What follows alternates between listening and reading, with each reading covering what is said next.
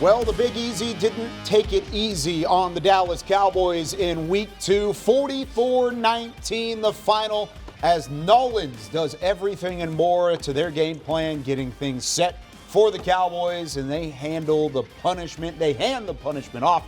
4 touchdowns for Alvin Kamara. The offense from Clint Kubiak was borderline unstoppable. The Cowboys have a lot more questions going into Week 3 than they ever had going into Week 2. Welcome into the First Word, presented by Dr. Pepper. We've got Barry Church, Isaiah Stanback, Nate Newton. I'm Kyle Yeomans, breaking down the instant reaction from the Cowboys' loss. And guys, it was reminiscent of the way the Cowboys played the last time they stepped foot inside AT&T Stadium.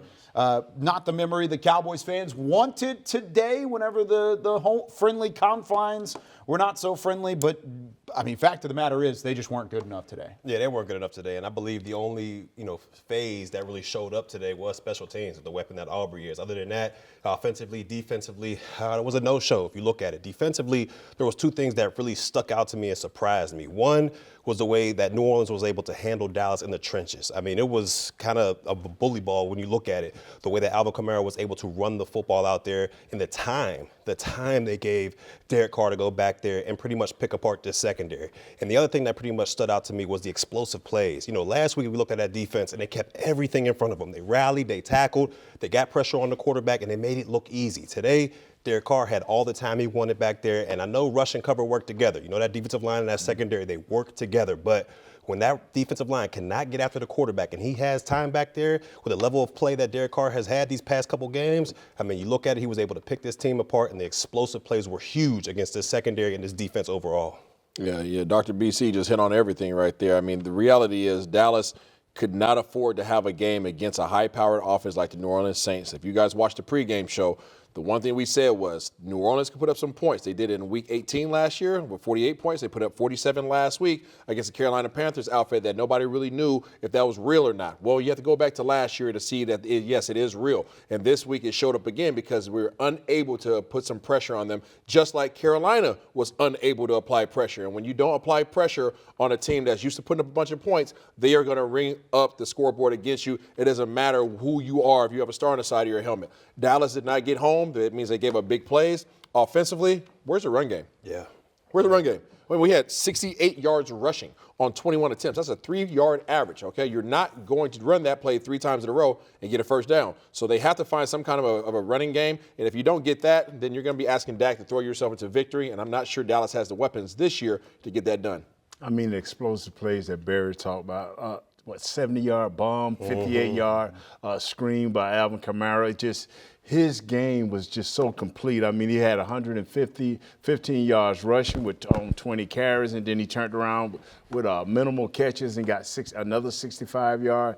This guy played well, and I told you guys earlier, if he is on fire, Carr is going to do his business. And the difference between last week and this week is the quarterbacks. Yeah. This quarterback, Carr, is on fire, whereas the guy we played last week, he was kind of unsure of what was happening. That's why they was able to put the force on him. But when you have a running game, 190 yards between Taysom Hill, Jamal Williams, and Alvin Kamara. I ain't going to mispronounce your name, brother. All respect in the world. It was unreal.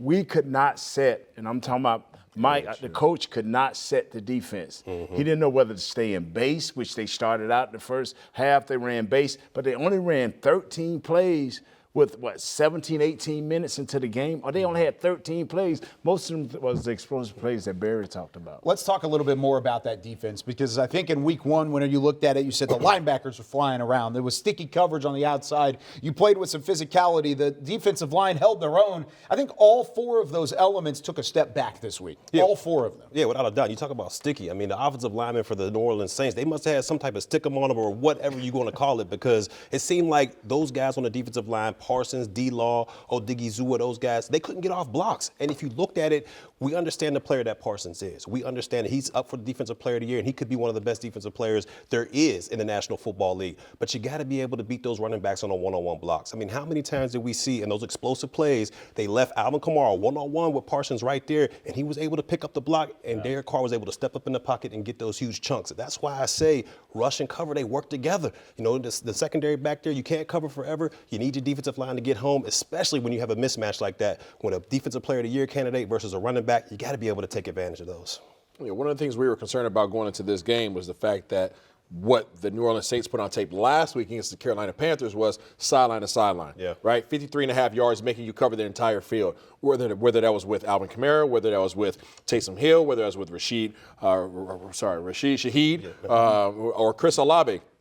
They made you cover the entire field. And what happens when you start doing that is defensively, you're no longer crossing the line of scrimmage. Now you're running adjacent to the line of scrimmage. And if you guys can go back and watch the film, as we just saw it live, a lot of our linebackers were flowing across and not downs, right? So they overran a lot of plays. So those cutback lanes were there. Alvin Kamara was able to turn up. He was able to press to the outside, put his foot in the ground and get vertical because you're trying to free flow to the sideline instead of coming downhill and playing on your side of the line of scrimmage. And to explain what Isaiah is talking about, everybody has to move lateral.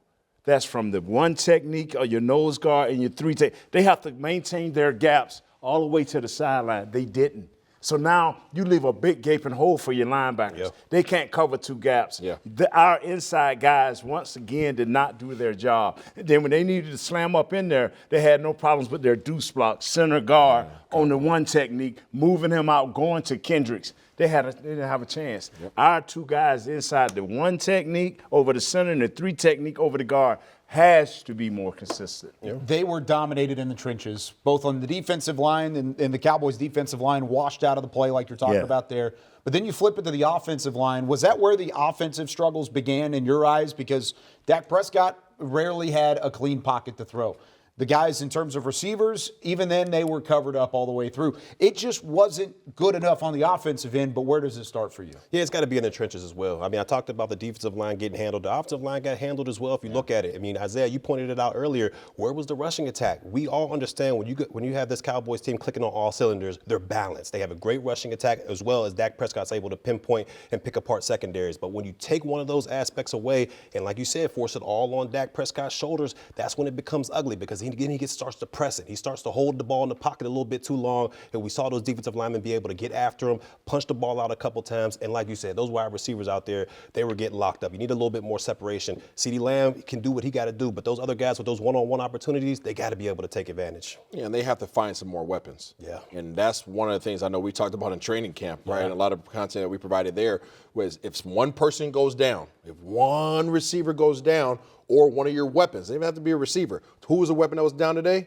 Ferguson wasn't there. So who does it all fall on? Now it falls on CeeDee Lamb. Well, CeeDee Lamb was going to get double teamed, okay? Yeah, you're still able to find him from time to time, but you start being dependent on other guys who are unproven in this league. Jalen Brooks does a great job of running really good routes, but unfortunately just slipped a little bit, right? Force an interception. What does that now cause? Now that causes insecurities. That causes a lack of trust. And now your quarterback is second-guessing instead of being able to sit back there and just release the ball. This was a snowball effect today. It started up front with the offensive line. It's secondary. Second side of it was obviously the running game not being there. And now you're at a quarterback position where you now have to force it down the field to inexperienced guys. Understand this. Zeke is a sledgehammer.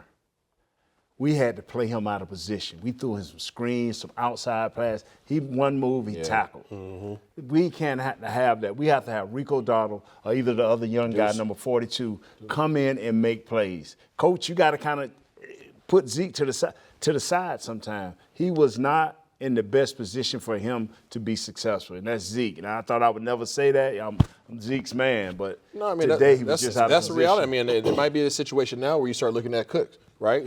Bringing him up from the practice squad because now you need some spark. You need some juice. And the coaches, to your point, the coaches try to get Deuce Vaughn going early, right? They brought him in early. I think he got like 5 carries early in the game, but you can't just run him behind the guy behind the line. You have to find ways to get creative, just like the New Orleans Saints did. Alvin Kamara hardly ever came straight downhill. Yeah. Hardly ever came straight downhill. It wasn't until he got you going to the sideline that he started coming downhill. It's the same thing with Deuce Vaughn. You have to use guys the way in which they're most advantageous. Well, and there's a lot of talk around, do you go outside for some talent at the running back position?